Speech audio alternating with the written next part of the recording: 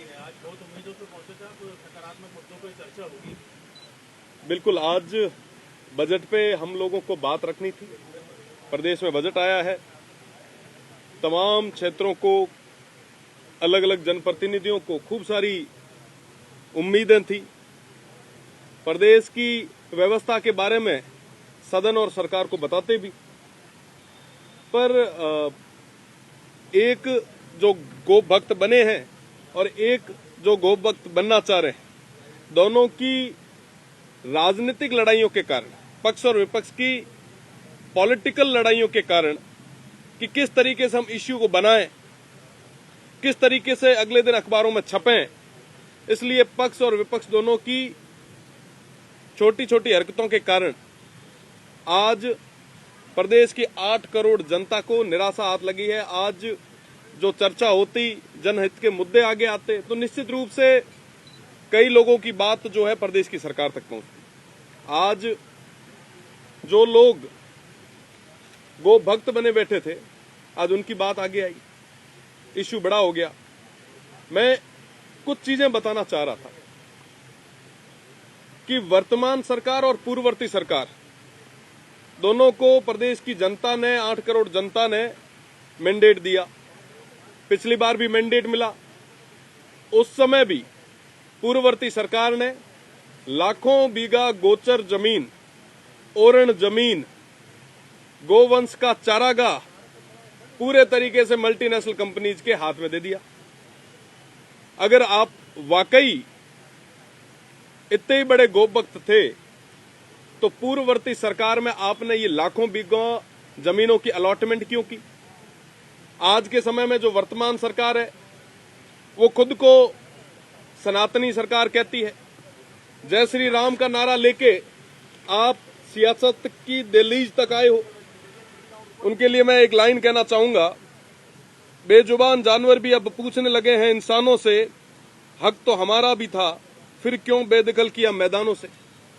आप देखें कि लाखों बीघा चारागाह जमीन, ओरण जमीन, गोवंश के लिए आरक्षित की हुई जगह आज मल्टीनेशनल कंपनीज को दे दी जाती है।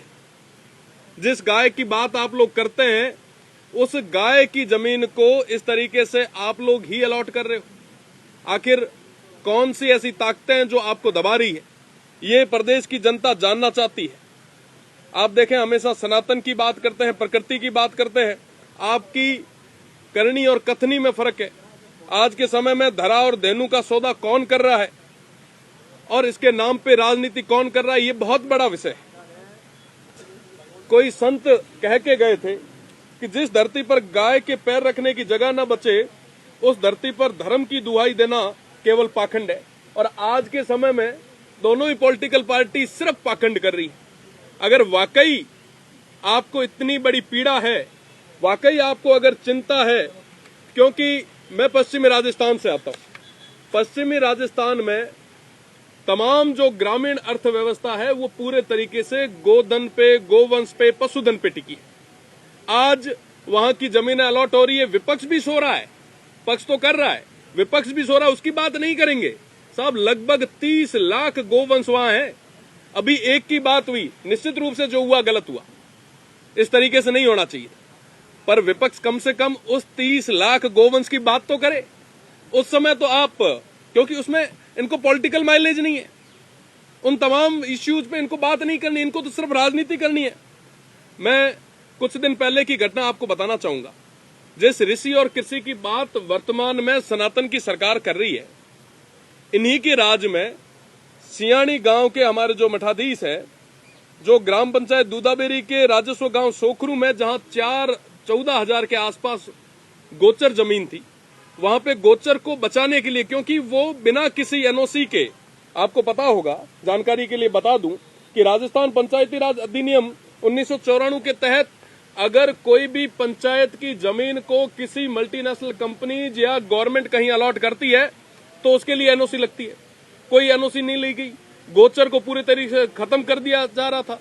वहां पे जब संत जाके धरने पे बैठे, आप देखें कि लगभग 12 जनवरी 2026 को, 12 जनवरी को संत वहां पे धरने पे बैठते हैं, उनके नेतृत्व में धरना चलता है।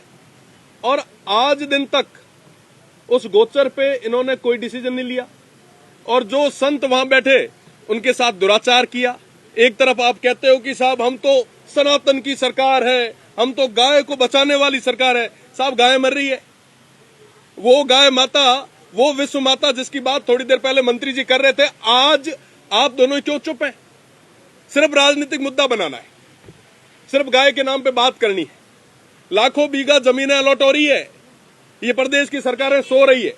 पूर्ववर्ती सरकार ने भी जमीनें अलॉट की, वर्तमान सरकारें भी अलॉट कर रही है, वही गोचर कर रही है जिसके नाम गाय के नाम की अभी राजनीति कर रही है, वही गोचर कर रही है। पर आज उस विषय पे ये बात नहीं करना चाह रहे। ये तो चाहते हैं कि हाउस एडजर्न हो ताकि सही मुद्दे जो है वो जनता के सामने ना आए।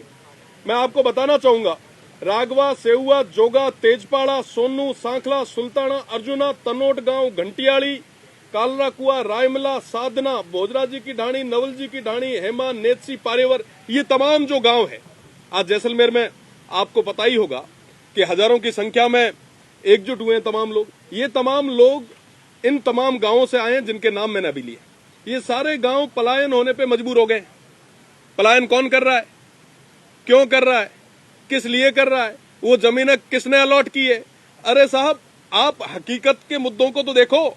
जिन इंटरनेशनल बॉर्डर की बात आप करते हो, आज के समय में वो इंटरनेशनल बॉर्डर पे बैठे हुए वो मजबूत लोग जो ऑपरेशन सिंदूर से लेके हर एक जगह पहली पंक्ति में आपके लिए लड़ाई लड़ रहे थे, आज उनको जबरदस्ती लैंड अलॉट, उनकी लैंड को अलॉट करके उनको पलायन करने पे मजबूर किया जा रहा है।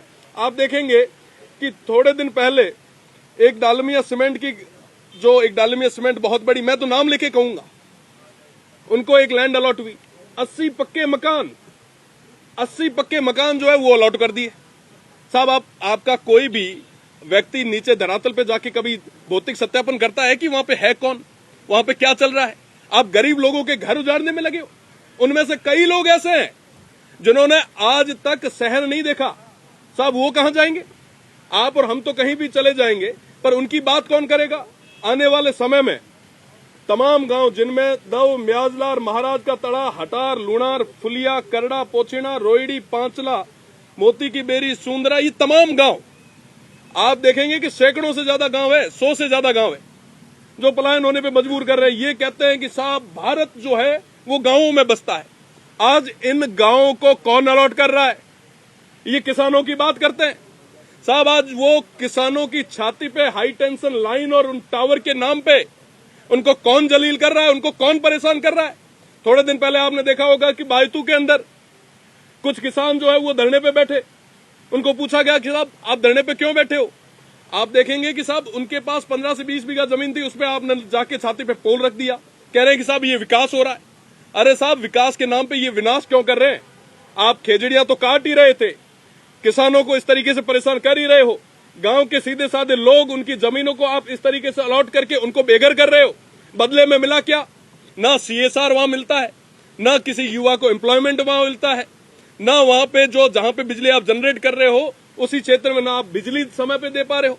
ये बहुत बड़ा विषय है। मुझे लगता है कि पक्ष और विपक्ष दोनों को इन विषयों पे, पश्चिमी राजस्थान के इन तमाम जो महत्वपूर्ण बिंदु है, इन पे बात करनी होगी। आज के समय में चारों तरफ हाहाकार मचा है। मैं प्रदेश की सरकार को कहना चाहूंगा कि इस मल्टीनेशनल कंपनीज के आगे अपने घुटने न टेके। प्रदेश की जनता ने आपको वोट देके यहां तक भेजा है, आप उस विश्वास पे खरे उतरे। आखिर में 2 साल तो निकल चुके हैं, 3 साल बाद काम ये जनता आनी है। ये मल्टीनेशनल कंपनीज आपको यहाँ नहीं पहुंचाएगी। विपक्ष ने ये तमाम काम किए थे जिनकी बदौलत आज वो ना पक्ष में बैठे हैं। मैं सीधा निवेदन करना चाहूंगा प्रदेश के मुखिया जी को कि वो इस ओर ध्यान दे और मजबूत कदम उठाए।